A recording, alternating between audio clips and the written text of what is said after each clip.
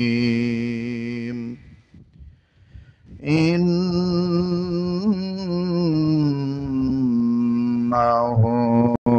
لقرآن كريم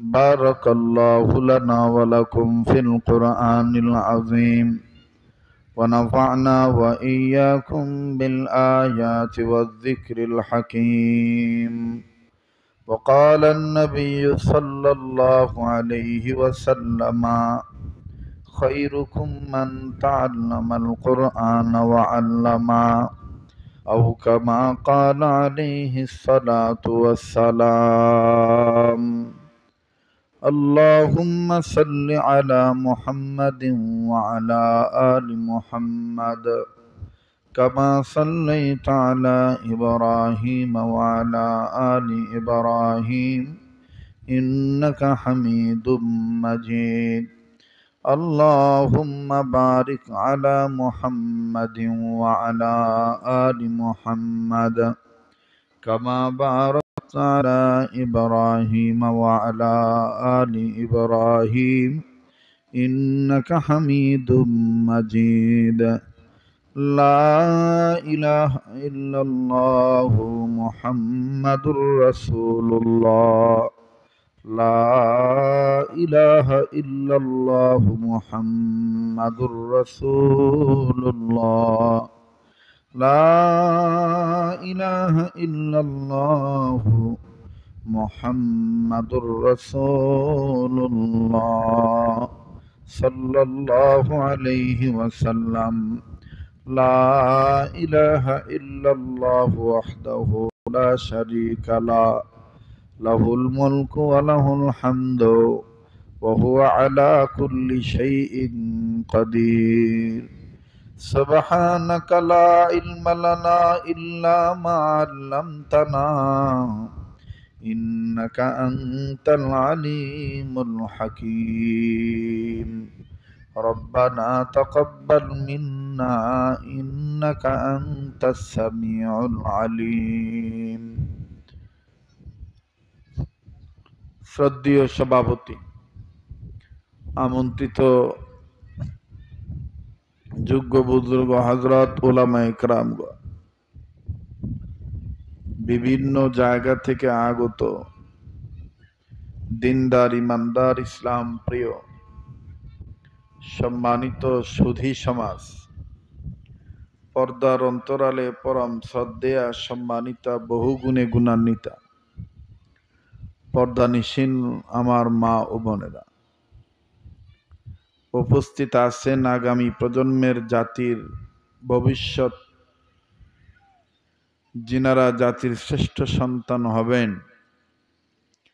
আমার লখতে জিগার তলবে Aziz, school college varsity এবং মাদ্রাসার স্টুডেন্ট, ইয়ং জেনারেশন, বন্ধুতুল্য যুবক ভাইরা, আল্লাহ জাল্লা শানুহুর দরবারে লাখো কোটি শুকরিয়া আদায় করি যে মহান আল্লাহ আমাকে আপনাকে উম্মতের আলেমদের মজমায় বেহেশতের বাগানে একটি দ্বীনি এদারা, দ্বীনি প্রতিষ্ঠান মাদ্রাসার উদ্যোগে এই দোয়ার মাহফিলে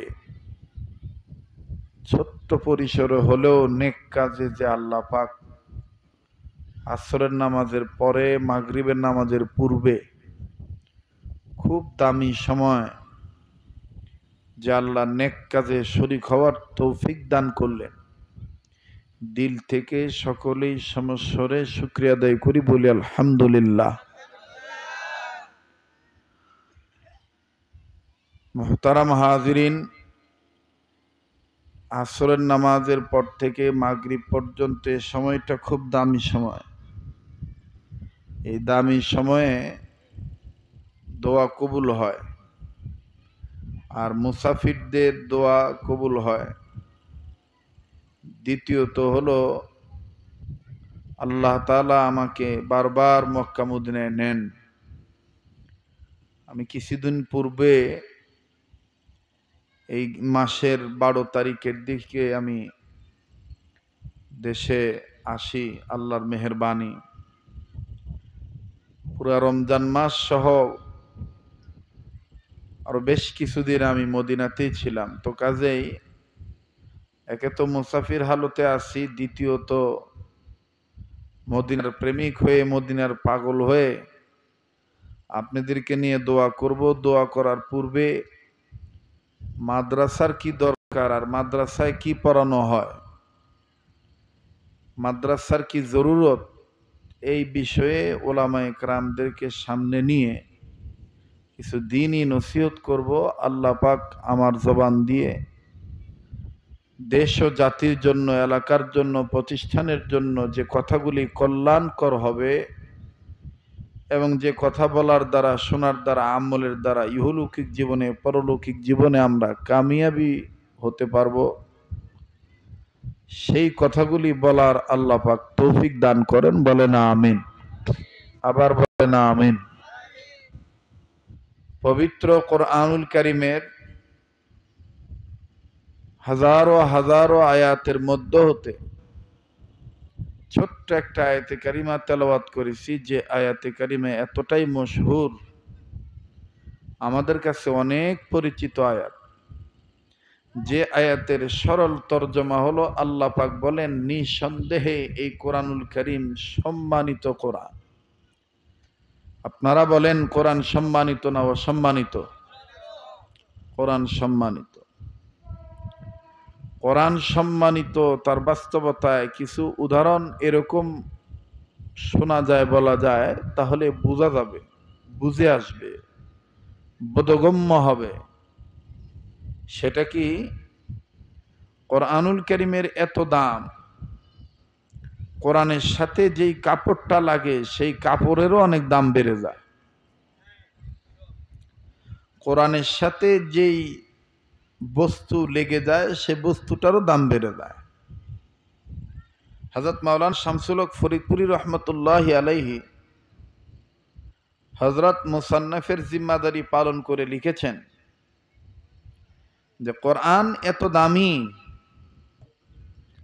তোমার আমার গায়ে যদি সর্বোচ্চ দামে কেনা কাপড় লাগাই, এই দামি কাপড় দিয়ে পাঞ্জাবি, জুব্বা, ফতুয়া, শার্ট, টি শার্ট ইত্যাদি আরো অনেক কিছু বানাই, কিন্তু এই দামি কাপড় কখনো নেড়ে দিতে গেলে, শুকাইতে দিতে গেলে বা আলমারিতে আলনাতে রাখতে গেলে যদি হাত থেকে পড়ে যায়, কখনোই এই কাপড়কে আমরা তুলে চুমা দেব না। অপরদিকে কোরআনুল কারীমের সাথে আমার আপনার হয়তো কোনো ময়মুরব্বী মারা গেছে, কাফনের কাপড় লাগানোর পরে এক টুকরা কাপড় বেঁচে গেছে, এই এক টুকরা কাপড় দিয়ে কোরআন শরীফকে ঢেকে রাখার কাপড় বানানো হয়েছে, গিলাফ বানানো হয়েছে। এই কাপড় যদি কখনো থুইতে যায়, নেড়ে দিতে যায়, রাখতে যে যদি হাত থেকে পড়ে যায়, এই কাপড় আমরা নিচ থেকে তুলে চুমা দেই, ইন্নালিল্লাহ বলি, আস্তাগফিরুল্লাহ বলি, বুকে লাগাই, মুখে লাগাই, ঠিক না? কেন? এটা কাপড়ের কারণে না, এটা কিসের কারণে? কোরআনের কারণে। ওই বাচ্চাদের ওই চেঁচামেচিটা বন্ধ করতে হবে। ওই যে ট্রলির উপরে যারা আছে এদেরকে সব নামায় দিয়ে যার যার মতন পাঠায় দিতে হবে। মোহতারাম হাজরিন, ওয়াজ মাহফিলে লোক বেশি হইলে ওয়াজ মাহফিল কবুল হবে, ভালো হবে, এটা হলো ভুল ধারণা। দাওয়াত ও তবলিগের মেহনত যারা করে, যারা 3 দিনের জামাতে গিয়েছেন, এক চিলা লাগাইছেন, আমরাও ছাত্র জীবনে লাগাইছি, আমাদের আমির সাহেব হুজুর এরকম আসর নামাজের পরে একদল যায় দাওয়াত দিতে, এক ভাই থাকে জিকিরে, আর কিছু ভাই থাকে বয়ান শোনার পক্ষে। তো যারা থাকেন তারা কিন্তু ওইরকম মসজিদ ভরা থাকে না, মসজিদের এক কোনায় 5 জন 10 জন, আর আমির সাহেব তবলিগি 6 উসুল বয়ান করতেছে। এখন যদি আমির মনে করে যে বাপরে বাপ, আমি ঢাকার থেকে একটা জামাত নিয়ে আসলাম, আক্কেলপুরি ভদ্রখালী আসলাম, কিন্তু ভদ্রখালী নাম হলে কি হবে, মানুষগুলোর আচরণ ভদ্র না, কেউ আমার বয়ান শোনার জন্য আসে না, বা এলে কি হবে তবলিক মবলিক করে। এটা আমির সাহেবের গলত ধারণা, এটা আমার গলত ধারণা হবে। হ্যাঁ, তো দাওয়াত তবলিগের নেসবতে সহবতে আলেমদের হক সহবতে নেক সহবতে যদি 5 জন 10 জন বয়ান শুনতে পারে, তা আমরা কি তবলিগের বাইরে নাকি? বলেন, আমরা কি তবলিগের বাইরে? তবলিগ করা নবীওয়ালা কাজ, তবলিগ করা কি ওয়ালা কাজ? নবীওয়ালা কাজ। ওয়াজ মাহফিল যারা করে, যারা বক্তা, আপনাদের উত্তরবঙ্গে বক্তা বলে, আমাদের ঢাকা ওই সমস্ত অঞ্চলে বক্তা বলে খেইবা যায়, বক্তা বলে না, ওয়াইজ বলে। ওয়াইজ বয়ান করনে ওয়ালা। আবার কেউ বলে দাইল আল্লাহ দাইল সুন্নাহ, এভাবে বলে, বক্তা বলে না। কেন বলে না? যারা আক্কেলপুর, আপনাদের এই অঞ্চলে একটা মেলা আছে, গোপীনাথের মেলা, ছাত্র জীবন থেকে ছোটবেলা থেকে গোপীনাথের মেলা আমার ওইটার ব্যাপারে ধারণাও আছে। আর খালা মামা নানা এদের সাথে মেলাতে আসতাম আমি। তা আমি মেলায় এসে বেশি কিছু খাইতাম না, আলুর পাঁপড় খাইতাম। তখনকার আলুর পাঁপড়ের একটা টেস্টই আলাদা ছিল, আলুর পাঁপড়ের গ্রানই আলাদা ছিল। আর এখন আর ওই গ্রান নাই, এখন আর ওই স্বাদ নাই। কারণ এখন যে আলু লাগায় উইও সুদ খায়, এখন যে জমিত লাগায় উইও সুদ খায়, যে আলু তোলে উইও সুদ খায়। আবার যাই মনে করেন আলু চিরা রোদত শুকা দেয়, উইও সুদ খায়, কথা কয় না। আবার যাই মনে করেন যে আলুর পাঁপড় ভাজে, উইও সুদ খায়। এই জন্য সুদে সুদ সব জায়গায় ছড়ায় গেছে। এই জন্য খানার মধ্যে আগের মতন আর মজা নাই, আগের মতন আর স্বাদ নাই। কথা বলেন ঠিক কিনা?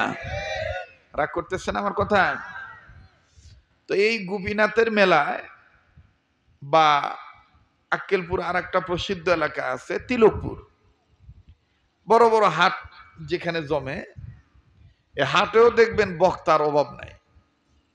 কেউ উন্দির মারা ওষুধ বেচছে,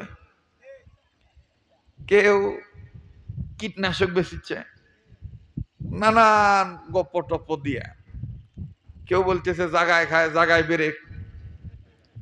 এখন আমি ভালো মানুষ, আপনাদের এই অঞ্চলের ভাষায় কয় সালিম মানুষ, বা মুই যাওছি মোর জাগা কি করছে আবার জাগায় খায় জাগায় বেড়ে, থামতো লেদিনী থামতো, এনা শুনেই যাই।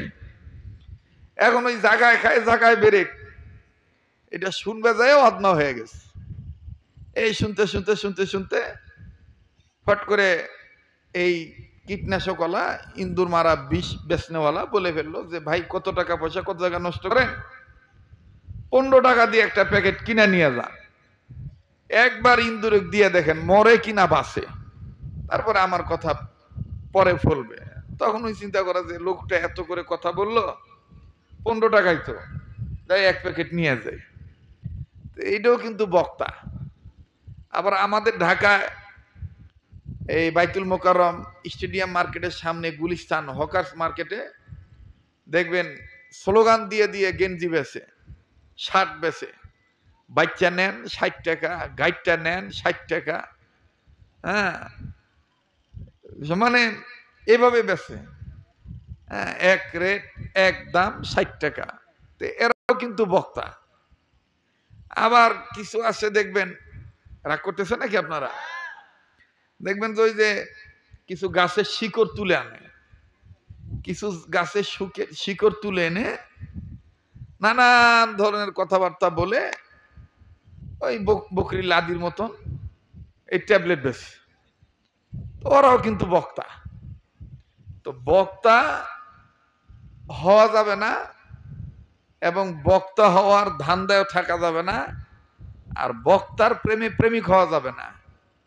আপনাকে পাগল হইতে হবে আলেমের পাগল। বলেন কিসের পাগল? একটু কথা বলেন, কিসের পাগল? আলেমের পাগল।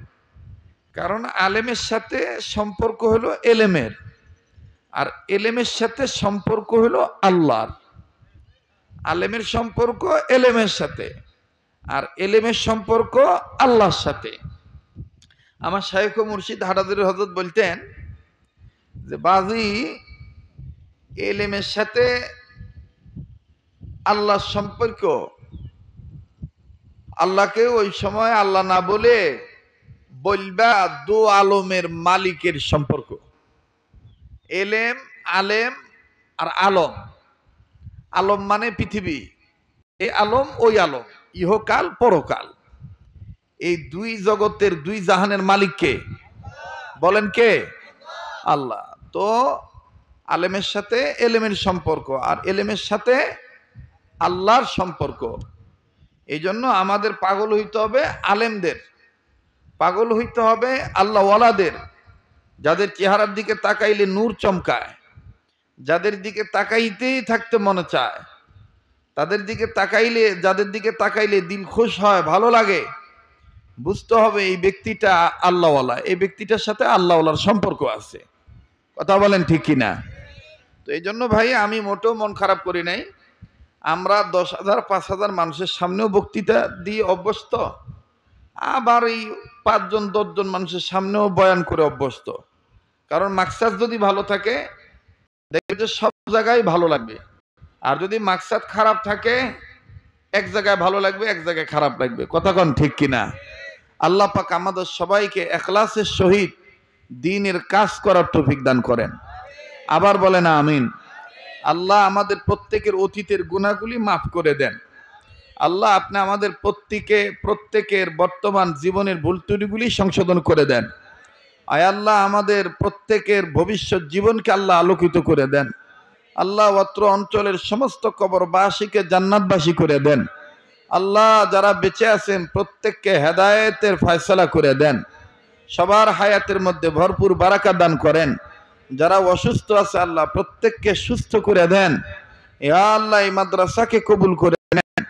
এই মাদ্রাসায় আজকে যে ওলামায়ে কেরামের আগমন, মুসলিম মিল্লাতের যে পদচারণ এবং এই মাহফিল, এই দোয়া মাহফিলকে নবীজিকে উসিলা করে দয়া মায়া করে কবুল আর মঞ্জুর করে নেন। আবার বলেন আমিন। তো ভাই বলতেছিলাম কোরআন দামি না অদামি? বলেন কোরআন কম দামি না বেশি দামি? এই কোরআনের সম্পর্ক যার সাথে লাগবে, কোরআনের সাথে যার সম্পর্ক হবে তারও দাম বাড়ায় দিবে কে? বলেন কে বাড়ায় দিবে? আল্লাহ পাক তার দাম বাড়ায় দিবে। এই কোরআনুল কারীম যার পক্ষে থাকবে আমার বন্ধুগণ, তার পক্ষে কে থাকবে? আল্লাহ থাকবে। এই কোরআন তেলাওয়াতের মাধ্যমে যার জিহ্বা নাড়বে নড়বে, যার মুখ ভিজা থাকবে, এই কালামুল্লাহ তার পক্ষে সাক্ষী দিবে। সুবহানাল্লাহ বলেন। সে যদি ফু দেয় পানিতে, নরমাল পানিতে ফু দিবে, কিন্তু নরমাল পানিকে আল্লাহ তাআলা দামি মেডিসিন হিসেবে কবুল করবেন। সুবহানাল্লাহ কোন। কিভাবে আল্লাহ দামি মেডিসিন হিসেবে কবুল করে? একের অধিক জায়গায় আপনারা বয়ানটা শুনেছেন। আমি 2-3 মিনিট 5 মিনিট বা একটু আরো 2-1 মিনিট বেশি লাগতে পারে, খালি একটু ধারণা বলে দিয়ে যাই। আমাদের দেশে অনেক বুজুর্গদের নাম আপনারা শুনেছেন, অনেক বুজুর্গ ছিলেন, এখনো অনেক বুজুর্গ আছেন। তন্মধ্যে মোহাম্মদুল্লাহ হাফিজ হুজুর রহমতুল্লাহি আলাইহি, যিনি বটগাছ মার্কা ভোট করেছিলেন প্রেসিডেন্ট নির্বাচন, শুনছিলেন আপনারা? এটা এই যে যুবকরা বলতে পারবে না, মুরব্বীরা বলতে পারবে। মোহাম্মদুল্লাহ হাফিজ হুজুর রহমতুল্লাহি আলাইহি, উনি এমন একজন ব্যক্তি ছিলেন, ওনার চেহারার দিকে তাকাইলে অনেক মানুষ এভাবেই বলতেন যে বেচারার চেহারার দিকে তাকাইলে মনে হয় যে মদিনার নূর সার্বক্ষণিক চমকাইতেছে, এত সুন্দর ছিলেন। আল্লাহু আকবার। হযরত মোহাম্মদুল্লাহ হাফিজ হুজুর রহমতুল্লাহি আলাইহি, আমার বন্ধুগণ, আমার ভাইরা, উনি জীবদ্দশায়, তার জীবদ্দশায় স্বপ্নের মাধ্যমে বহুবার নবীকে স্বপ্ন দেখছেন, বহুবার নবীকে স্বপ্ন দেখছেন। এই মোহাম্মদুল্লাহ হাফিজ জুজুর রহমতুল্লাহি আলাইহি উনি দৈনন্দিন জীবনে এক খতম কোরআন শরীফ পড়তেন, তেলাওয়াত করতেন। কয় খতম? জোরে কোন, কয় খতম? এক খতম। আর আমরা তো এখন এক পৃষ্ঠা কোরআন শরীফও পড়তে চাই না। আমরা এখন এক পৃষ্ঠা কোরআন শরীফও পড়তে চাই না।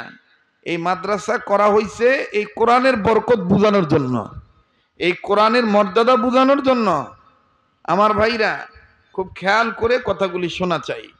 হযরত মুহাম্মদুল্লাহ হাফিজ জুজুর রহমতুল্লাহি আলাইহি উনি দৈনন্দিন জীবনে এক খতম কোরআন শরীফ তেলাওয়াত করতেন। আবার কোনোদিন 15 পারা পড়তেন, কোনোদিন কমপক্ষে 10 পারা পড়তেন। আমার ভাইরা এই কোরআন শরীফ তেলাওয়াত করা এটা হলো নফল ইবাদতের মধ্যে সর্বোত্তম নফল ইবাদত। এই যে বাচ্চাগুলো যে আমি বলছিলাম ওদেরকে সরাইতে হবে, ওদের আওয়াজটা ডিস্টার্ব করতেছে। ওরা মনে করেন যে মোটামুটি আজকে একটা গাড়ি ভাড়া পাইছে, তাই না? এক চ্যাংড়া দেখতেছি যে হেলপারি করতেছে, এই নামেন নামেন নামেন, চলে এসছে চলে এসছে। আমরাও ছোটবেলায় এরকম করছি বা, এজন্য ওদেরকে আঘাত করা যাবে না, মাইরটার দেওয়া যাবে না, এমনি বুঝান লাগবে বা। এদিক তাকান তো, কোরআন শরীফ তেলাওয়াত করা হইল সর্বোত্তম নফল ইবাদত করা, জিকির করা। জিকির করার দ্বারা রুহু তাজা হয়, জিহ্বায় রস থাকে, চেহারায় নূর বাড়ে। তো মুহাম্মদুল্লাহ হাফিজ জুজুর রহমতুল্লাহ এত বেশি জিকির করতেন, উনি বাজারে যাইতেন, আলু কিনতেন বা কাঁচামরিচ কিনতেন, যেটাই কিনতেন বা যাই কিছু করতেন আল্লাহ আল্লাহ বলতেই থাকতেন।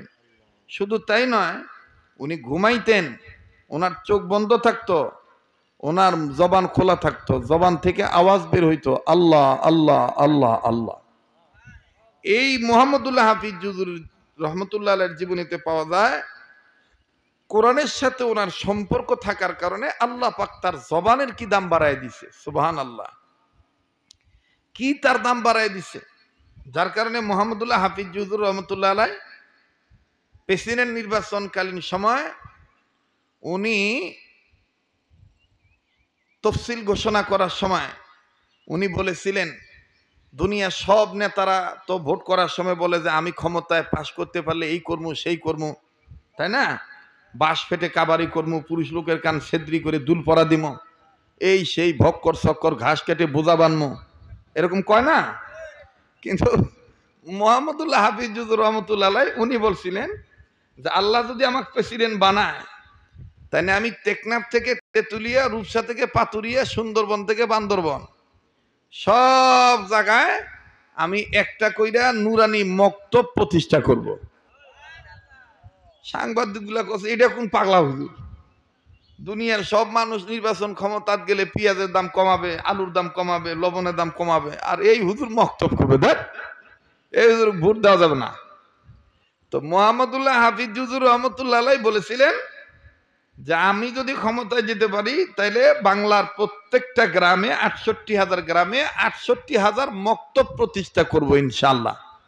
কেন ৬৮,০০০ মক্তব কেন বানাবেন?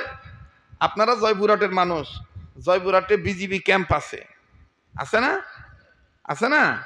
আমার বাংলাদেশে সেনাবাহিনী ক্যাম্প আছে না? তো সেনাবাহিনী ক্যাম্প যে রাষ্ট্রে থাকে, কেন থাকে? স্বদেশে বিদেশি যেন কোনো হামলা না আসে। কথা কন ঠিক কিনা? ৬৮,০০০ গ্রামে ৬৮,০০০ মক্তব থাকবে কেন? এই ৬৮,০০০ গ্রামে ৬৮,০০০ মক্তব যদি হইতো তাহলে প্রত্যেকটা মক্তব হইল সেনাবাহিনী ক্যাম্প, দুর্গ, পাহারাদার। যেই গ্রামে থাকবে ওই গ্রামে ভণ্ডরা, বেদাতিরা, লা মাজাবিরা, বাতিল ফেরকারা, কুফুরি মতবাদরা সাধারণ মুসলমানদেরকে ধোকা দিয়ে বোকা বানাইয়া ইমান নষ্ট করতে পারবে না, আমলের মধ্যে ভেজাল ঢুকাইতে পারবে না। এই জন্য মক্তব বানানো দরকার। কথা বলেন ঠিক কিনা? মুহতারাম হাজিরিন, আমার ভাইরা, আমার বন্ধুগণ, এই মুহাম্মদুল্লাহ হাফিজ জুজুর রহমতুল্লাহি আলাইহি উনি কোরআনের সাথে এতই সম্পর্ক করেছিলেন, আল্লাহ পাক ওনার দাম বাড়ায় দিলেন। উনি যদি পানিতে ফু দিতেন, পানির দাম আল্লাহ বাড়ায় দিতেন। কিভাবে বাড়ায় দিতেন? এটা একের অধিক জায়গায় আমি বলেছি, ক্যাসেট আপনারা শুনেছেন। হযরত মুহাম্মদুল্লাহ হাফিজ হুজুর রহমতুল্লাহি আলাইহি, ওনার এক মুরিদ ছিলেন, ওই মুরিদের দীর্ঘদিন দুরারোগ্য ব্যাধি ক্যান্সার। বলেন কি? আবার একটু কন না, আর একবার কন, আর একবার কন, ক্যান্সার। এই ক্যান্সার রোগে উনি আক্রান্ত। তো বাংলাদেশের চিকিৎসা শেষ, উনি ভালো হয় নাই। জমি জমা বিক্রি করে চিকিৎসা উনি করছেন, কিন্তু রেজাল্ট ভালো হয় নাই। পরবর্তীতে বাংলাদেশে ভালো ডাক্তারের মাধ্যমে পরীক্ষা করাইলেন যে আসলে আমার কি অবস্থা। তো বাংলাদেশের ঊর্ধ্বতন কর্মকর্তাগণ, ডাক্তারগণ, ওনারা বললেন যে বাবাজি, আপনার চিকিৎসা আর বাংলাদেশে নাই, আপনি বিদেশে যান, লন্ডনে যান। জমি জমা বিক্রি করছেন, আরো যা আছে বিক্রি করে যদি বাঁচতে চান তো লন্ডনে যান। উনি জমি জমা বিক্রি করছে, লন্ডনে যাবে। মনে করেন 3 দিন পরে ফ্লাইট। কয়দিন পরে ফ্লাইট? আবার কন, 3 দিন পরে ফ্লাইট। এখন এই 3 দিন পরে ফ্লাইট, এই দুরারোগ্য ব্যাধি ক্যান্সারের রোগে আক্রান্ত ব্যক্তি তার সন্তানদেরকে বলতেছে, বাবা বিদেশ তো আমি যাবই, তবে আল্লাহর ওলির সাথে একটু দেখা করে একটু ফুফা নিয়ে যাই, একটু দোয়া নিয়ে যাই, কারণ আমার জীবন আর বেঁচে ফিরে নাও আসতে পারি। এই জন্য আল্লাহর ওলির কাছে যাব। বিদেশে যদি আমার মরণ হয়েই যায়, তা আমাকে যেন আল্লাহ ইমানের সহিত মরণ দেয়। শেষ ভালো যার, সব ভালো তার, শেষ ভালো যার, সব ভালো তার। তো সন্তানগুলো বললো, ঠিক আছে চলেন মুহাম্মদুল্লাহ হাফিজ হুজুরের কাছে চলেন। মুহাম্মদুল্লাহ হাফিজ হুজুরের কাছে গেছে, ডাক্তারের একেবারে ফাইলপত্র যা আছে সব নিয়ে গেছে, মেডিকেল রিপোর্ট সব নিয়ে গেছে। মুহাম্মদুল্লাহ হাফিজ হুজুর কেজাইয়াস যখন সালাম দিছে, হাফিজ হুজুর বলতেছে, বাবা এত ঘাবড়ায় গেছো, কি হয়েছে তোমার? বলে, হুজুর আমার ক্যান্সার হয়েছে, আমি মনে আর বাঁচবো না। এই যে বিদেশে যাওয়ার তারিখ আগামী কয়েকদিন পরে, তো আপনার কাছে আসছি, আপনি আমাকে একটু দোয়া দিয়ে দেন, কারণ মৌত আমার হয়েও যাইতে পারে, হায়াত নাও থাকতে পারে, লন্ডন থেকে আর বেঁচে ফিরে নাও আসতে পারি। তো হুজুর দোয়া করবেন, আল্লাহ যদি মরণ যদি দেয়, তো আল্লাহ যেন আমাকে ইমানের সহিত মৃত্যুটা দেয়। মুহাম্মদুল্লাহ হাফিজ হুজুর বললেন, বাবা এত ঘাবড়ানোর দরকার নাই, তুমি লন্ডনে চিকিৎসা করার জন্য যাইবা, আমি তোমাকে বাধা দেব না। তবে একটা কথা জানিয়ে রাখো, রোগ দেয় আল্লাহ, রোগ থেকে মুক্তি দেয়ও আল্লাহ। আর আমি তোমাকে বলে দেই, ওষুধ খাওয়া এবং চিকিৎসা নেওয়া এটাও সুন্নত।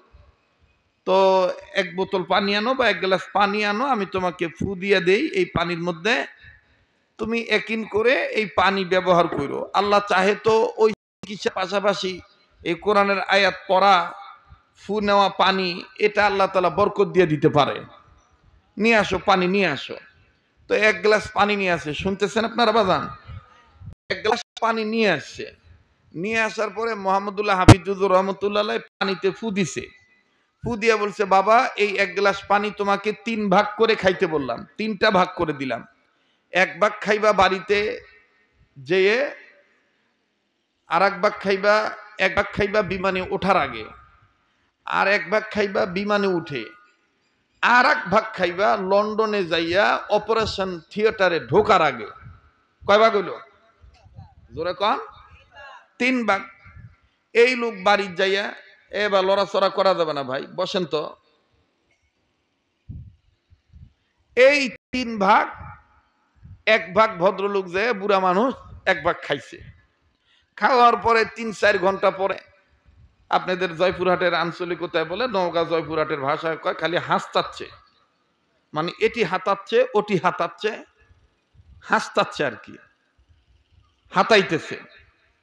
তো যখন হাতাইতেছে, বড় ছেলে ছোট ছেলে ডাক দেখো, আব্বা এরকম টিপোসিন কেন, ইনকা টিপোসিন কেন, টিপিচ্ছিন কেন? তো বাপ ডাক দিয়ে করতে পারে, এই তোর মোবাইল করার দরকার থাকলে বাসের আদালত যা, বা কঠিন এক মোবাইল আলা হচ্ছে।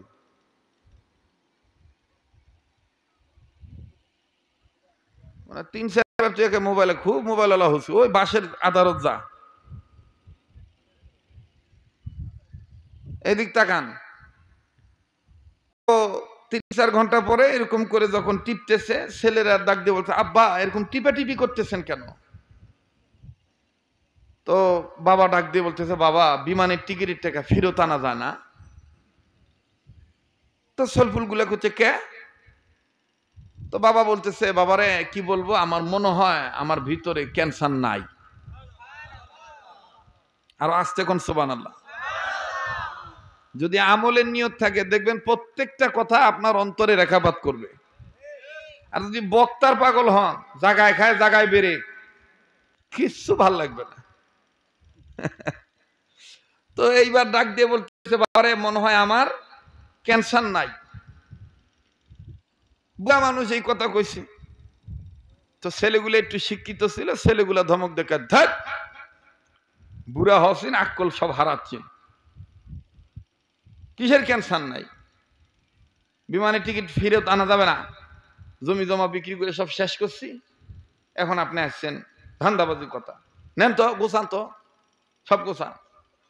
তো লোকটা ডাক দিয়ে কইতেছে, বাবারে আমার কথা বিশ্বাস কর, আগে যেখানে হাত দিতাম ব্যথা লাগতো, আল্লাহর ওলির এই পানি পড়া খাওয়ার পরে এখন আর ব্যথা নাই বাবা। তো সলফুলগুলো আরো ধমক দিয়ে কয়, ও কথা শোনা যাবে না, মরে যাবে, মরার আগে আবল তাবল করছে। এই কথা কইয়া বুড়াক মনে করেন যে খুব বেকায়দাত ফেলে কাপড় চোপড় গোছাইয়া নির্ধারিত দিনে নির্ধারিত তারিখে এয়ারপোর্টে নিয়ে গেছে। তো বুড়া সব মানুষের হাতত দেয়, ওই পানির বোতল আর কারো হাতত দেয় না। পানির বোতল এই বুগালির তলত লিয়া বুড়া হাঁটে। তো এয়ারপোর্টের ভিতরে ঢুকে গেলে ইমিগ্রেশন পাওয়ার আগে ওই অনেক জিনিস দেখবেন যে কম্পিউটার স্ক্রিনে লেখা ওঠে, কি কি নেওয়া যাবে না, কিছু ব্যাগের ভিতরে থাকলে এগুলো রেখে যেতে হবে, বিমানে নিয়ে ওঠা যাবে না, এরকম সব ওঠে। তো সবাই তো আর বাবা ওই কম্পিউটার স্ক্রিন দেখে না। এই বুড়া তো খালি পানির তালত আছে, কিসের কম্পিউটার কিসের আর কি, বুড়া হারে হাঁটিচ্ছে। যখন হাঁটতেছে হাঁটতেছে তো সিসি ক্যামেরায় এয়ারপোর্ট কর্মকর্তারা ওনারা দেখছেন যে বুড়ার বোগালির তলে পানির বোতল। এইবার ওই ভিতর থেকে ওনারা মাইকে বলা শুরু করছে, মনে হয় বুড়া দেখবে না, বুড়া কানও ছুঁয়ে দিই। তো ভিতরের থেকে আওয়াজ দিয়ে বলতেছে ইংরেজিতে, hello passenger, look at the talking not allow water. এভাবে ইংলিশে কইতেছে, hello passenger, look at the talking not allow water. এ বুড়ার কোনো এলাও মেলাও নাই, বুড়ার একদম খেয়াল নাই। এই অবস্থা দেখে এয়ারপোর্টের সব কর্মকর্তারা এই বুড়ার পিছনে দৌড় মারছে। এই চাচা, এই চাচা, এই চাচা, আল আপনার কি দিয়া বানাছে, আপনি দেখেনও না শোনেনও না, আরে হ্যাঁ পানির বোতল লিয়া খালি হাঁটিচ্ছিন আর হাঁটিচ্ছিন, থামেন থামেন, এ পানি নিয়ে যাওয়া যাবে না, এ পানি নিয়ে বিমানে ওঠা যাবে না। বুড়া ঘাড়তেরা তো, বুড়া ফট করে ডাক দিয়ে বলতেছে, পানি যদি হামার না নেওয়া যায় তা বিমানের টিকিটের টাকা ফেরত দিত বা। পানি যদি না নেওয়া যায় তা বিমানের টাকা ফেরত দিত বা। এখন এই কর্মকর্তা ডাক দিয়ে কয়, টিকিট যেখানে কাটছেন ওখানে যান, কিন্তু পানি নিতে দেব না। তো বলতেছেন আমি ওটি যাব না, এর থেকে আমার টাকা দেওয়া লাগবে। এখন লোকগুলা দেখলো যে বুড়া তো মহা মুশকিলের বুড়া, আটাইলা বুড়া। এবার ডাক দিয়ে কয়, চাচা আসলে এটা হলো আমাদের বিমান কর্তৃপক্ষের আইন, বিমানে খোলা পানি নেওয়া যায় না বাবা। না, এই পানি নেওয়া লাগবে, এটা খোলা পানি না, এটা আমার হুজুরের বরকতের পানি, কোরআন তেলাওয়াত করে ফু দিছে, এক ভাগ খাসি, পেটের মানে সর্বঙ্গের ব্যথা চলে গেছে, আরো 2 ভাগ বাকি আছে, বিমান উঠে আমার খাওয়া লাগবে। তো দেখলো যে এই বুড়া খুব ঘাটতেরা, এয়ারপোর্টের কর্মকর্তা গুলো করলো কি, সুন্দর করে আলাদা কস্টিপ এনে ল্যামিনেটিং করে দিল, মানে একদম প্যাকেটিং করে দিল যাতে এই পানি লিক না হয়। তো এমন ভাবে আটো সাটো আটা বানতেছে, এই বুড়ার মেজাজ গেছে গরম হয়ে, বুড়া ধমকাচ্ছে, ইনকা করে বানলে আমি খুন মুকাম করে, ঠিক না, এরকম করে বানলে আমি খুন মুকাম করে। তো এয়ারপোর্ট কর্মকর্তা বলছে, চাচা মিয়া রাগ করেন না, বিমানে উঠলে আপনি খুলতে পারবেন, আমাদের কাজ আমাদের করতে দেন। তো এবার আস্তে করে সুন্দর করে প্যাকেটিং করে দিছে, উঠছে, বিমানে উঠছে। ওঠার পরে সবাই যার যার বেডিং পত্র ব্যাগ সামানা বিমানের তাকে রাখতেছে, কেউ সিট বানতেছে, কিন্তু এই বুড়া ওই পানির বোতলের কস্টিপ খোলার জন্য অস্থির হয়ে গেছে। বড় বেটাকে একবার কয়, ছোট বেটাকে একবার কয়, বাংলাদেশ থেকে যে মেডিকেল টিম ডাক্তার গেছে, এই বোর্ড সদস্যদেরকে ডাক দিয়ে কয়, খুলে দেন তো, তাড়াতাড়ি খুলেন তো। বিমানে ওঠার পরে হুজুর খাইতে বলছে এক ভাগ, তাড়াতাড়ি করেন তো। তা এখন ওই সবাই মিলে সুন্দর করে কষ্টিপ খুলে দিছে। খুলে দেওয়ার পরে বিমানে উঠে এক ঢোক খাইছে। খাওয়ার পরে যখন বিমান উপরে উঠছে, চলে যাচ্ছে, ছেড়ে দিছে, তো সবাই যার যার মতন সিট বেল্ট বেঁধে ঘুমাইতেছে। তো এই বুড়া মিয়া সিট বেল্ট খুলে সারা বিমান ঘুরঘুর ঘুরঘুর ঘুরঘুর ঘুরঘুর করে খালি ঘুরতেছে। কথা বুঝতে পারছেন? তো দুই ছেলে, ছোট ছেলে হলে বাপের পাহারাদার, আর বড় ছেলে হলো বাপের লাগেজ টাগেজ রাখবে, কখন কি লাগে না লাগে ওটা দিবে। কিন্তু ছোট ছেলে সবসময় রাখছে তুই আব্বাক দেখিস, মরে টুরে যাবার পারে। বড় বেটার খালি ইলা কথা। বড় বেটা যারা হয় এরা কিন্তু এই ধান্দা থাকে, বেশিরভাগ বড় বেটার এই ধান্দা, আব্বা কখন মরবে, বুড়া কতদিন মরবে, আর কতদিন আমি জমির মালিক হম। কথা কয় না? যারা কতক্ষণ ঠিক কিনা? ওই ছোটটা চাকর মনে করে কয়, কথা কয় না? ছোট বেটাদের মনে করেন চাকরানি ভাব, চাকরগিরি ভাব। আর বড় যাই হয় ও মনে করেন দেখে পোদ্দার পালোয়ান। হ্যাঁ, যাই হোক, আপনার রাগ করতেছে নাকি আমার কথা? তো বড় বেটা এইভাবে বলে ছোট ভাইয়ের উপরে দায়িত্ব দিয়ে ওই হারে ঘুমাচ্ছে নাক টানে। এবার ছোট বেটা যখন দেখছে যে বাপ ঘুর ঘুর করে ঘুরতেছে, ছোট বেটা এখন ছোট ভাই বড় ভাই ধমক দিয়ে ডাক দেখতেছে, ভাই ঘুমের মধ্যে এরকম করে চিৎকার দিয়ে ডাক দেয়, লাফতে ওঠে না, খেপে উঠছে। খেপে উঠে কি হয়েছে রে, গগাচ্ছু কেন, চিগুরোছু কেন, এরকম চিল্লাচ্ছু কেন? তো করতে যে চিল্লাইতেছি না, আগে কও ক্যান্সার হামার না আব্বার, তোমার হামার না আব্বা? কয় কে? কয় আব্বা ঘুরতেছে আর আমরা ঘুমাইতেছি। এই কথা শুনে বড় বেটা ডাক দিয়ে কয়, ওই মরে যাবে এই জন্য জনমের দেখা লিখছে, ধরে লিয়া। তো ধরে নিয়ে আসছে, ধরে নিয়ে এসে আবার সিট বেল্ট দিয়ে আটকাইছে। লম্বা কথা সংক্ষেপ করে দেই, ভাল লাগতেছে না? আমার কাছে কিন্তু খুব ভাল লাগতেছে। আমার কাছে মনে হইতেছে হাজার হাজার মানুষ। কেন? এই সমস্ত মজলিসে দিনদার জিনেরা আসে, জিন্নাতরা আসে। এই সমস্ত মজলিসে অগণিত রহমতি বরকতি ফেরেশতারা আসে। তারা যখন দোয়া করতে থাকে তাদের দোয়া আল্লাহ কবুল করে। সুবহানাল্লাহ কয়। আমার কেন জানি দিল বলতেছে যে দোয়া কবুল হয়ে গেছে। হ্যাঁ, এখানে শুধু নূর চমকাইতেছে। আল্লাহ তাআলা কবুল করেন, বলেন আমিন। আবার বলেন আমিন। তো এবার লন্ডনে নামছে, বিমান ল্যান্ড করছে। নামার পরে বাকি আছে কয় ঢোক বাবা? 3 ভাগের কয় ভাগ বাকি আছে? 1 ভাগ। লন্ডনে যাওয়ার পরে অপারেশন থিয়েটারে ঢোকার আগে বেচারার রিপোর্ট দেখবে। তো বিদেশের ডাক্তাররা বাংলাদেশের ডাক্তারদের রিপোর্ট দেখছে, দেখার পরে একবার রিপোর্ট দেখে একবার বুড়ার দিক তাকায়। তো বাঙালি ডাক্তাররা বলতেছে ঘটনা কি স্যার? ওনার দিকে দেখেন, কাগজ দেখেন, একবার ওনার দিকে একবার দেখেন, ঘটনা কি? তো বিদেশের ডাক্তাররা বলতেছে তোমাদের রিপোর্টে লেখা আছে এই লোকটার ভিতরের কল, কবজা, রিং, পিস্টন, কল, কবজা, বল বিয়ারিং যা আছে সব পচা। রিপোর্টে লেখা, কিন্তু এই লোকটার দিক তাকায় এত দেখতেছি লোকটা তাজা। আরো আস্তে কোন সুবহানাল্লাহ। এই লোকটা তো তাজা, তোমাদের রিপোর্টে মনে ভুল আছে না। আবার নতুন করে পরীক্ষা করি। এই বুড়া মিয়াক আবার নতুন করে পরীক্ষাগারে ঢুকাইছে। ঢুকানোর পরে কম্পিউটারের স্ক্রিনের উপরে দেখে, পরীক্ষা করে দেখে বুড়ার জয়েন্টে পয়েন্টে ইরায় গিরা শিরায় কোনো অঙ্গে প্রত্যঙ্গে কোনো জায়গায় ক্যান্সারের কোনো বালাই নাই। এইবার বিদেশি ডাক্তাররা বাংলাদেশের ডাক্তার উপর খেপে গেছে। খেপা ডাক দিয়ে বলতেছে, হ্যাট, this is the report, information, wrong information, not patient, he is a complete man. এভাবে করতেছে তোমাদের রিপোর্ট একদম ভুল রিপোর্ট, তোমাদের ইনফরমেশন ভুল ইনফরমেশন, সে কোনো রুগী নয়, সে ভালো মানুষ। বাঙালি ডাক্তাররা বলতেছে ঘটনা কি? লই আইলাম রুগী, লন্ডনে এসে ভালো হয়ে গেল, ঘটনা কি? এইবার ছোট বেটা বড় ভাই ডাক দিয়ে আর বাঙালি ডাক্তারদেরকে বলতেছে, ওই তো গরিবের কথা বাসি হলে ফলে। আমার আব্বা কইছিল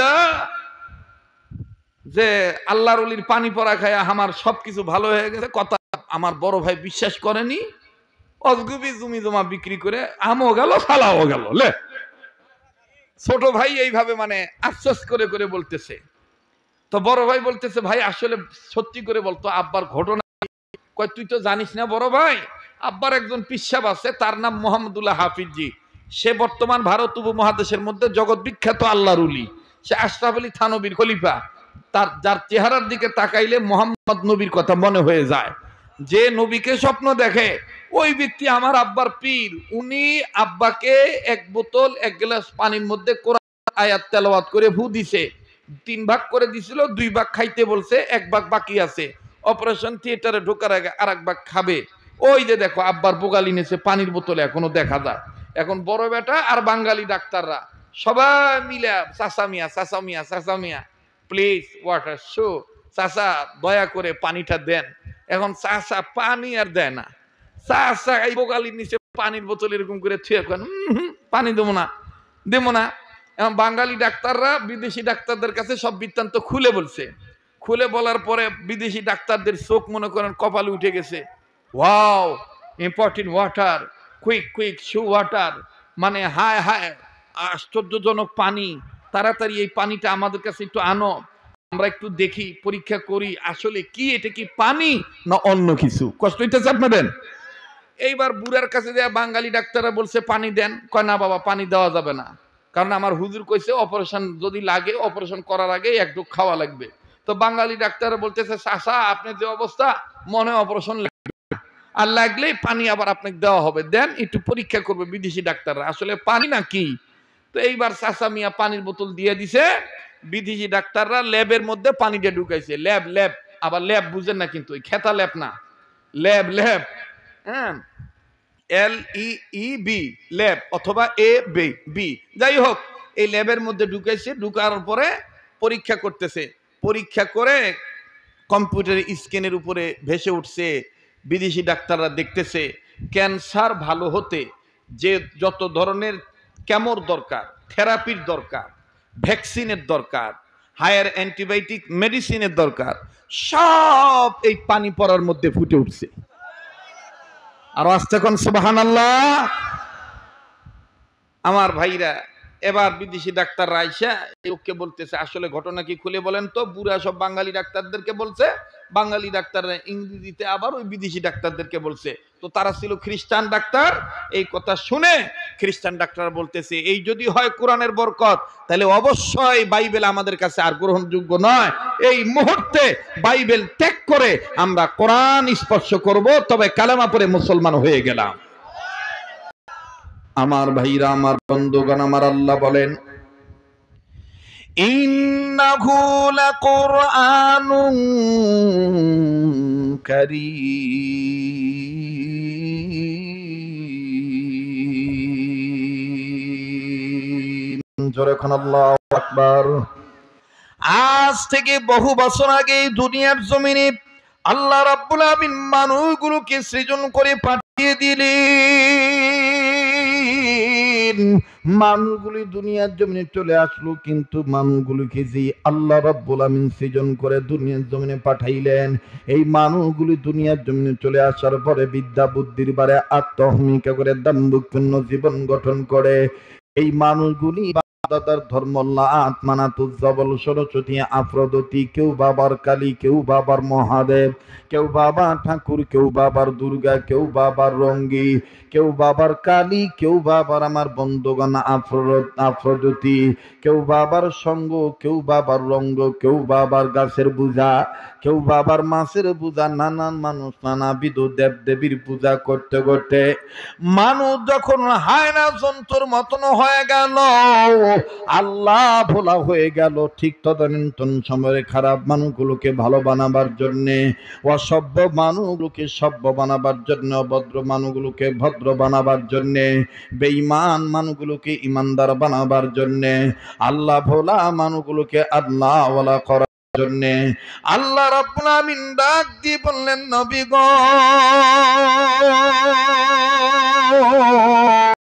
তাম পৃথিবীর মানুষগুলোকে আমি আল্লাহ রাব্বুল আমিন ভালো বানাবার জন্য আমি দুইটা নিয়ামত দুনিয়ার জমিনে পাঠিয়ে দিলাম। নাম্বার 1, আল্লাহ পাক বলেন, ইয়া আইয়ুহান নাসু ক্বাদ জাআকুম বুরহানুম মির রাব্বিকুম ওয়া আনজালনা ইলাইকুম নূরাম মুবিনা।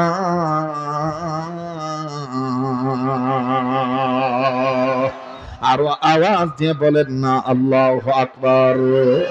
আল্লাহ রাব্বুল আমিন বললেন, নবীজি মানুষ রূপে যারা জন্ম নিল এই মানুষদেরকে আমি ডাক দিয়ে বললাম, পৃথিবীর মানুষ রে, তোমাদের মঙ্গলের জন্য, কল্যাণের জন্য, ভালোর জন্য আমি আল্লাহ রাব্বুল আমিন দুইটা নিয়ামত আমার পক্ষ থেকে দুনিয়ার জমিনে পাঠিয়ে দিলাম। নাম্বার 1, আমি রব্বে কাবা জাল জালালি ওয়াল ইকরাম বুরহান নামক নবী পাঠিয়ে দিলাম। দ্বিতীয় নম্বরে বুরহান নামক নবীর উপরে নূর নামক কোরআন আমি আল্লাহ নাজিল করে দিলাম।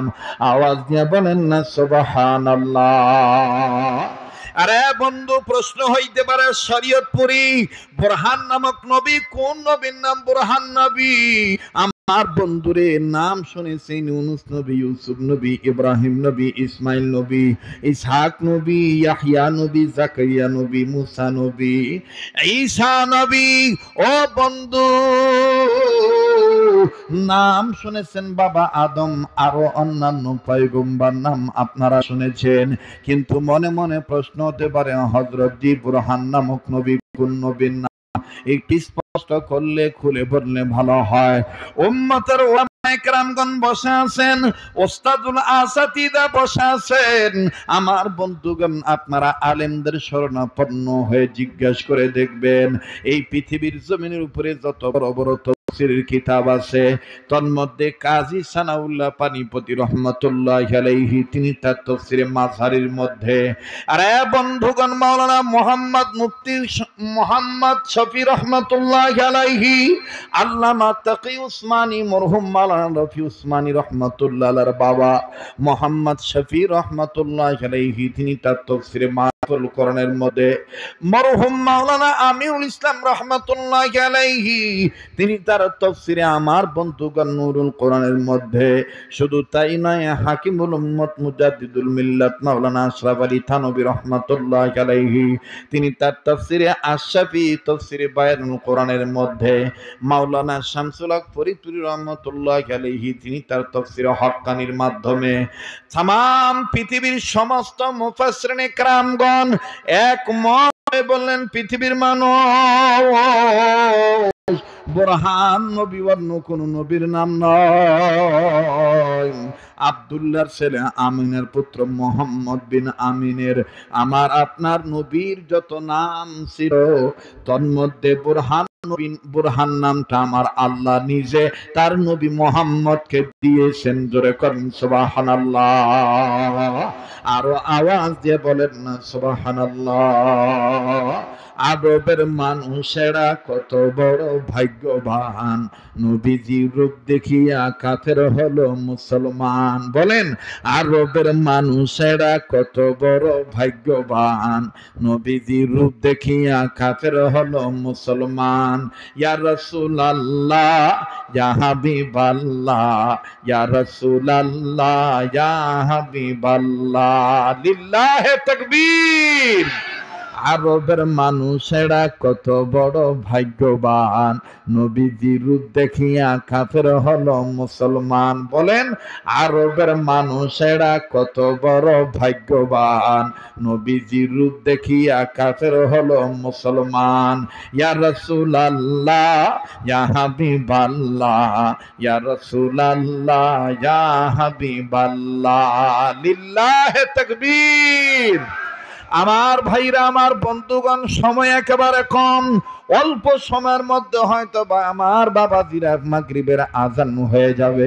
এই জন্য মাগরিবের আজানের আগে আগে কথাটা আমি ফিনিশিং দিয়ে দিব। বান্দা আমার ভাইরা, আল্লাহ রাব্বুল আমিন ডাক দিয়ে বললেন, নবীজি 1 নম্বরে আমি রব আমার পক্ষ থেকে বুরহান নামক নবী পাঠাইলাম, 2 নম্বরে নূর নামক কোরআন আমি আল্লাহ নাজিল করলাম। وأنزلنا إليكم نورا مبينا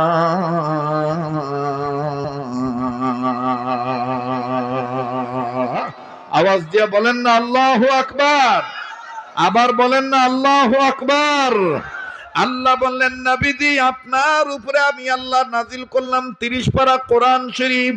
ও নবী গো, আপনি নবী আর এই কোরআন শরীফের উপর যারা ঈমান আনবে এবং এই দুইটা জিনিসকে যারা মজবুত আকারে ধারণ করে ধরবে, আমি আল্লাহ রব্বুল আমিন তাদেরকে কি গিফট করব আমি আল্লাহ সেটাও জানাই দিলাম। আল্লাহ বলেন ফাআম্মাল্লাযীনা আমানু বিল্লাহি ওয়া'তাসামু বিহি ফাসায়ুদখিলুহুম ফি রাহমাতিন মিনহু ওয়া ফাদলিন ওয়া ইয়াহদিহিম ইলাইহি সিরাতাম মুস্তাকিমা।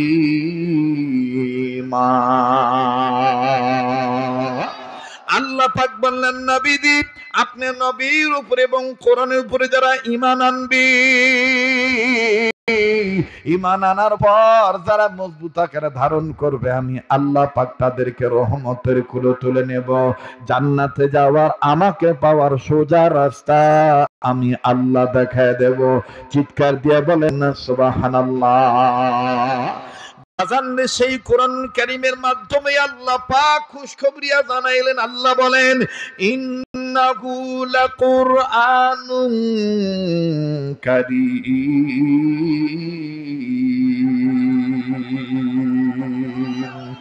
আল্লাহ বললেন নবীজি নিঃসন্দেহে কোরআনুল কারীম সম্মানের কোরআন।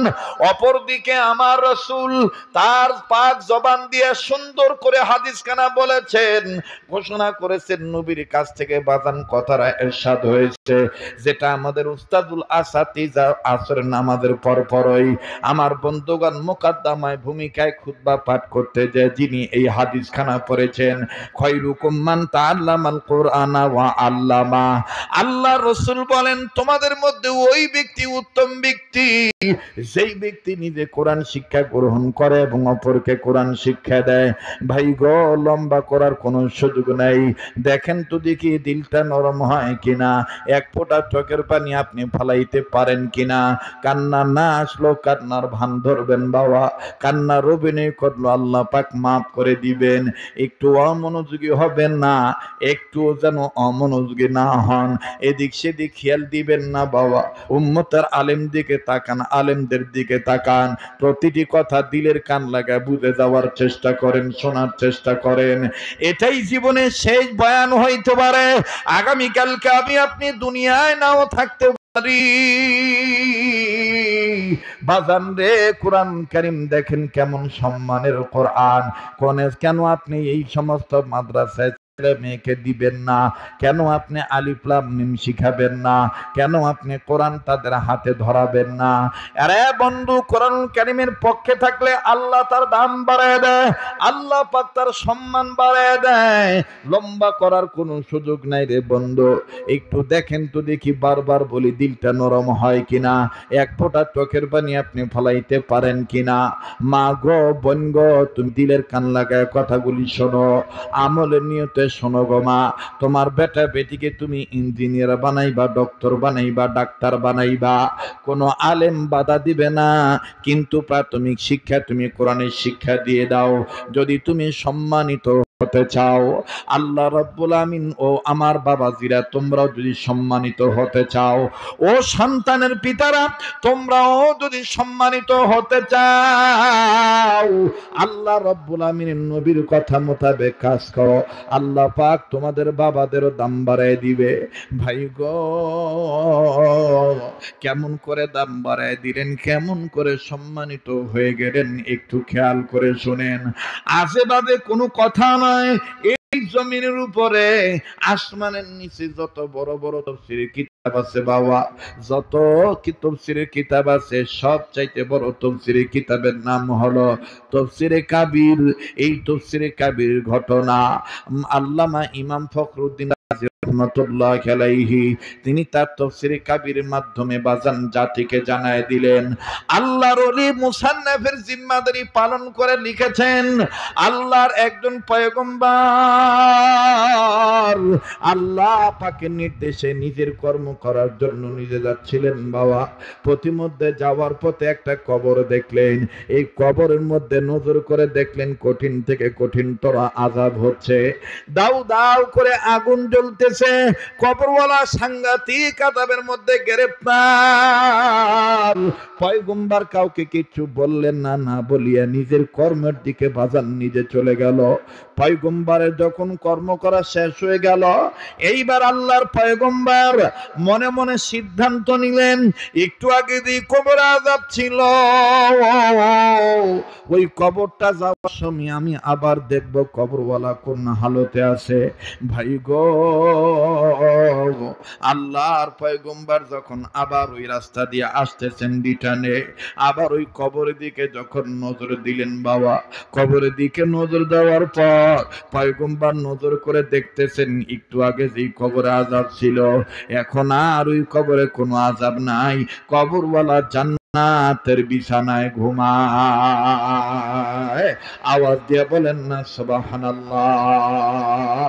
কবর জায়গা ভালো নয়, কবর জায়গা ভালো নয়, বলেন কবর জায়গা ভালো নয়, কবর জায়গা ভালো নয়।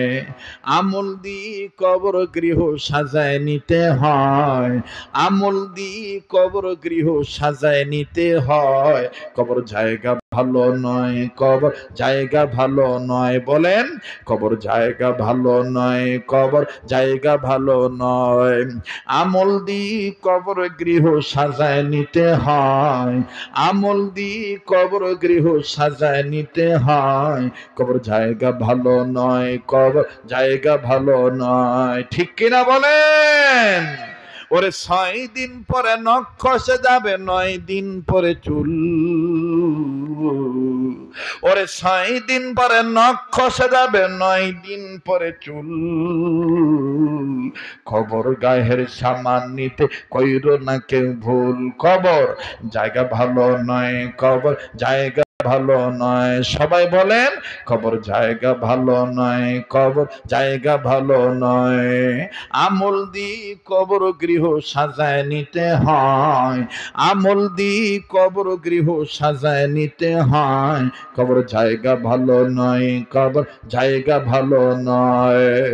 রঙিন এই পৃথিবী ছাড়িতে হবে, সাদের এই দেহ মাটিতে খাবে। শূন্য হবে তোমার জিন্দেগানি, কার লাগিয়া এত মায়া এত চোখের পানি রে মন, কার লাগিয়া এত মায়া এত চোখের পানি। সন্ধ্যা হলে ডুবিবে বেলা,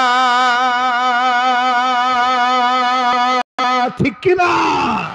সন্ধ্যা হলে ডুবিবে বেলা, সাঙ্গ হবে ভবেরি মেলা। সন্ধ্যা হলে ডুবিবে বেলা, সাঙ্গ হবে ভবেরি খেলা। কেউ বা দিবে, কেউ বা দিবে আখিরি গোসল, কেউ বা দিবে আখিরি গোসল। কেউ বা আনবে আবার আতর দানি, কার লাগিয়া এত মায়া এত চোখের পানি রে মন, কার লাগিয়া এত মায়া এত চোখের পানি। কবর জায়গা ভালো নয়, কবর জায়গা ভালো নয়, বলেন কবর জায়গা ভালো নয়, কবর জায়গা ভালো নয়। আমল দিয়ে কবর গৃহ সাজায় নিতে হয়, আমল দিয়ে কবর গৃহ সাজায় নিতে হয়। কবর জায়গা ভালো নয়, কবর জায়গা ভালো নয়। লিল্লাহে তাকবীর। কষ্ট হইতেছে, বেজার হইতেছেন? আমি কি লোক কম দেখে কি ওয়াজ কিপটামি করতেছি? কথা কয় না, কিপটামি করতেছি? আমি বড় মাহফিলও তো এইভাবে ওয়াজ করি, কথা কয় না। ঠিক কিনা বলেন? চলবে কি চলবে না? তাহলে আবার একটু তাকবীর দিয়ে জাগ্রত হন তো জোরে, লিল্লাহে তাকবীর, লিল্লাহে তাকবীর। আমার ভাইরা, আমার বন্ধুরে, এইবার ইমামে ফখরুদ্দিন রাজি রহমাতুল্লাহ আলাইহি তাফসীরে কাবীরের মাধ্যমে লিখে জানায় দিলেন, আল্লাহর পয়গম্বর এইবার যখন বাজান দেখলেন কবরওয়ালার কোনো আযাব নেই, কবরওয়ালা জান্নাতের বিছানায় ঘুমায়, পয়গম্বর কবরের কাছে দাঁড়ায় ডাক দিয়ে বলতেছেন, আল্লাহ, একটু আগে যেই কবর আযাব ছিল, এখন দেখি কবরে কোনো আযাব নাই। মাবুদ গো, তোমার দরবারে আমি জানতে চাই, কোন ছেলে তুমি কবরওয়ালাকে মাফ করে দিয়েছো? আল্লাহ রাব্বুল আমিন এই আল্লাহর পয়গম্বরকে ডাক দিয়ে বললেন, ও আমার পয়গম্বর, কবরওয়ালাকে আমি মাফ করে দিয়েছি কেন তুমি শুনে নাও। এই কবরওয়ালা একটা সন্তান রেখে আসছে দুনিয়ায়, এতদিন সে গুনাহগার ছিল, গুনার কারণে আমি আল্লাহ তাকে গ্রেফতার করে কবরে ধরেছি, আযাবে গ্রেফতার করেছি, কিন্তু কবরওয়ালা একটা সন্তান রেখে আসছে দুনিয়ায়, এই সন্তান এতদিন কথা বলতে পারে নাই, ইদানিং যখন আল্লামাহুল বায়ান আমি ভাব প্রকাশের যোগ্যতা তার সন্তানকে দান করেছি, এই বাচ্চা ছেলেটি যখন কথা বলা শিখলো, প্রথমত তার মা তাকে নিয়ে মাদ্রাসায় ভর্তি করে দিল। মাদ্রাসা মক্তবে ছেলেটা যখন ভর্তি হয়ে গেল, মাদ্রাসার হুজুর আলেম মানুষ এই ছেলেটাকে প্রথম একটা শিক্ষা দিল, প্রথম সবক পড়াইলো। আর এই বাচ্চাটা প্রথম সবক পড়তে যাইয়া আমি আল্লাহর স্পেশাল দুইটা নাম ধরে ডাক দিল, আমি রব্বে কাবার রহমতের দরিয়া জুস পয়দা হয়ে গেল। ছেলেটার সবক পড়ার উসিলায় তার বাবাকে আমি আল্লাহ মাফ করে জান্নাত দিয়া দিলাম। পয়গম্বর ডাক দিয়ে বললেন, আল্লাহ, ও আল্লাহ, ও আল্লাহ, তোমার দরবারে আমি বলতে চাই, জানতে চাই, রব্বে কাবা জাল জালালি ওয়াল ইকরাম, কি এমন সবক এই বাচ্চাটা পড়ছে যেই সবকটা পড়ার উসিলায় তুমি তার বাবাকে মাফ করে দিয়েছো? এবার আমার বন্ধুগণ, আল্লাহ পাক ডাক দিয়ে বললেন, পয়গম্বর, বাচ্চাটা কি সবক পড়ছে আমি আল্লাহ তোমাকে জানিয়ে দিছি, তুমি জেনে নাও। আমার ভাইরা, এদিক দিয়ে পয়গম্বর যখন কাঁদে, আল্লাহ পাক অন্তর্যামী, আল্লাহ পাক বান্দার দিলের খবর জানে। আল্লাহ ডাক দিয়ে বলেন, পয়গম্বর, আমি জানি তুমি কেন কাঁদতেছো, তারপর আমি জানতে চাই তুমি কেন কাঁদো, এটা তোমার জবান থেকে আমি একটু শুনতে চাই। আল্লাহর পয়গম্বর ডাক দিয়ে বললেন, দয়াল আল্লাহ, আমার কান্নার কারণ হলো, কি এমন বাবা, কি এমন নেককার সন্তান, যেই সন্তানের উসিলায় তার বাবা মা পেয়ে গেল। ও আল্লাহ, দুনিয়ার সব বাবা মার চিন্তা আমি কান্দি, দুনিয়ার সব ছেলে মেয়েরা যদি এরকমই বাচ্চাটার মতন সবক আদায় করত, তাইলে দুনিয়ার সব ছেলে মেয়ের বাপ মা এরকম কবর আযাব থেকে মাপ পেয়ে যেত। ও আমার ভাইরা, ভদ্রখালী এলাকার বাপ ভাইরা, ও আক্কেলপুর এলাকার বাপ ভাইরা, জয়পুরহাট এলাকার বাবারা ভাইরা, নওগাঁ জেলার বাপ ভাইরা, সীমান্তবর্তী ডিস্ট্রিক্টের বাপ ভাইরা, রাজশাহী বিভাগ অঞ্চলের বাবারা ভাইরা, প্লিজ খুব খেয়াল করে শোনা চাই, একটু দিলের কান লাগা শুনেন, একটু বোঝেন গো বাজান, কার জানি বাপ দুনিয়ায় নেই, কার জানি মা দুনিয়ায় নেই। আহারে, আজকের এই মাহফিলটাতে আসার দরুন, এই মাদ্রাসার মজলিসে আসার দরুন, আল্লাহ পাক হয়তো বাপ মার কবর আযাব মাফ করে দিবে। ওরে বাজান, পয়গম্বর ডাক দিয়ে বললেন, আল্লাহ, এই বাচ্চাটা কি এমন সবক পড়ছে যেই সবক পড়ার দরুন আল্লাহ তাআলা আপনি তার বাবার কবর আযাব মাফ করে দিয়েছেন। আল্লাহ, সবকটা আমি জানতে চাই। ভাই গো, আপনি আশ্চর্য হয়ে যাবেন, এই সবকটা এই মাদ্রাসায় তো পড়ানো হয়। আমি সবকটার কথা বলবো ইনশাআল্লাহ, তবে 2 থেকে 3 মিনিট বাজান ছোট্ট একটা আবদার করব, যেই হাতটা দিয়া বারবার আল্লাহ কাবা ধরায়, এই তো আবার কিছুদিন পরে চলে যাব ইনশাআল্লাহ। যেই হাতটা আল্লাহওয়ালাদের হাতের সাথে লাগানো, যেই হাতটা আল্লাহওয়ালাদের সাথে লাগানো, লাগতে লাগে নবীর হাত পর্যন্ত পৌঁছানো, বাজানো, যেই হাত উঠায় প্রতিদিন প্রতি রাত কখনো কখনো আমার ভাইরা 100,000 মানুষ নিয়ে কান্নাকাটি করি, মুনাজাত করি, মুসাফির হালতে থাকি, এই হাত আমি সামান্য সামান্য সময় আপনাদের কাছে কোবাইলে মাগরিব দোয়া কবুলের প্রাককালে দোয়া কবুলের সময় আলেমদেরকে সামনে নিয়ে আপনাদের 10 জনের কাছে আমি একটু হাতটা বিছাই মাদ্রাসার জন্য। আমি দেখতে চাই বাজান এই মাদ্রাসাটার উন্নয়ন কল্পে আপনারা ইতিপূর্বে অনেক দান করেছেন বাজান, আজকে আমি একটু দেখতে চাই এক পারা কোরআন শরীফকে মহব্বত করে 1000 টাকা 500 খান টাকা নগদ দেওয়ার মতন এমন কোন বাবার সন্তান মায়ের সন্তান আছেন নাকি? হুজুর আমার মা বাবার নামে আমি 1000 টাকা 500 খান টাকা নগদ আপনার হাতে দিচ্ছি, আপনি আমার জন্য দোয়া করবেন। ও বন্ধু, পারলে দিবেন, না পারলে না দিবেন, কিন্তু আপনি চলে যাবেন না ভাইয়া। একটা